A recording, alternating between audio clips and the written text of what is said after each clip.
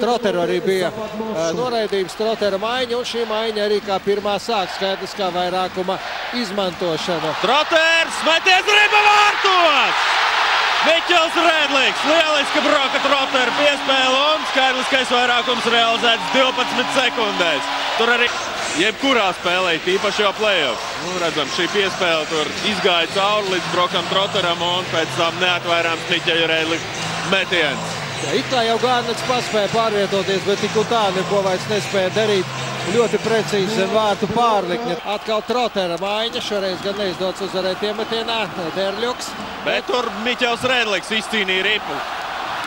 Un ripa vārtos! Lauris Dārziņš! Lieliska kombinācija! Lauris Dārziņš 2-0! Skaidriskie vairākuma rezultāts kļūst 2-0. Jā, Lauris Dārziņš trāpīja. Redzam, Gunta Galviņa piespēle, Broka Trotera piespēle un Maikls Gārnets vienkārši pārvietojās uz to stūri. Šķiet, ka Maskavas Dinamo pusminūtes pārtraukumu, vēlreiz skatāmies. Lieliski rāpa Lauris Dārziņš, mūsu rezultatīvākajam vārtu guvējam. Pirmie gūtie vārti play-off turnīrā aizsargam. Graņāks ar Jalasvāru. Aizsargu pāris. Un ripa vārtos. Nosēc tur redzamību Mikaelam Telkvistam uzmetēja viņiem šo braucienu. Pusotra minūte, nedaudz vairāk jāspēlē. Jā, tur divi Graņāks meta pa vārtiem. Redzam, divi spēlētāji bija pilnībā noseguši redzamību mūsu vārtsargam. Jaunais spēlētājs mūsu spēlē. Bukārta metienu tver Maikls Gārnets un te ļoti rupi Gorbanovs nospēlēja, pa ko arī saņem 2 minūtes. Tur pieslidoja. Nevajag Petrovickim neko tagad darīt. Surovijs. Surovijs uz pretējo pusi. Ņeževijs. Labi. Petrovickis. Cibuļskis un ripa vārtos! Lielisks pretuzbrukums! Ņeževijs 3-1. Visi izdarīja kā labākajos paraugos. Redzam, Ņeževijs arī iesāk šo uzbrukumu. Lieliski Petrovicki piespēle. Cibuļskis kritienā un precīzi arī Aleksandrs Ņeževijs. 3-1. Aleksandram Ņeževijam iepriekšējie vārti Maskavā bija 100. Viņa vārti spēlējot arī pirms tam vēl.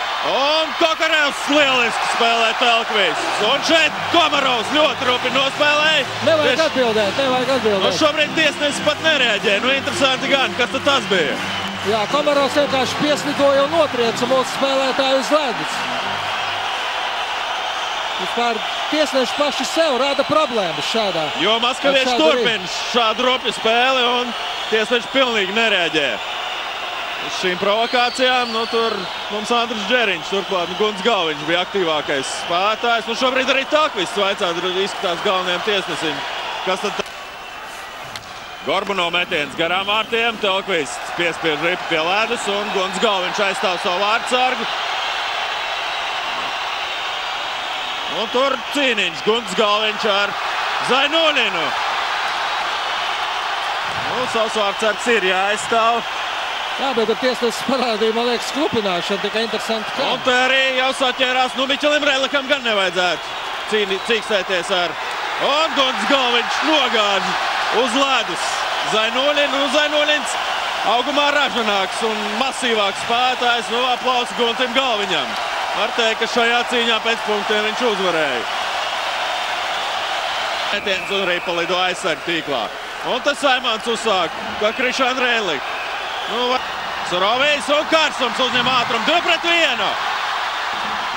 Piespēle un ripa vārtos! 4-1 mazākumā! Un tas ir vislabākais sots par maskaviešu ropību. Gulta vārtu skaidriskajā mazākumā. Tomašs Surovijs ar... Un lielisks pretuzbrukums, teicam piespēle un arī ļoti precīzi Tomašs Surovija metiens. 4-1, vēl 51 sekundi gan jāspēlē skaidriskajā mazākumā. Vairākumā Troters uzvar iemetienā, bet ripa šobrīd ir iegūta. Ja šādā veidā Maskavas Dinamo... Un ripa vārtos! Miķelis Rēdlīgs 5-1 saņemiet par savu rupību. Saprast, ka šeit neviens nav, kurš nobītos. Šajā komandā tādu nav spēlētāju. Šobrīd Dvorečenskis iznāca pirmo reizi laukumā kopā ar Komarovu.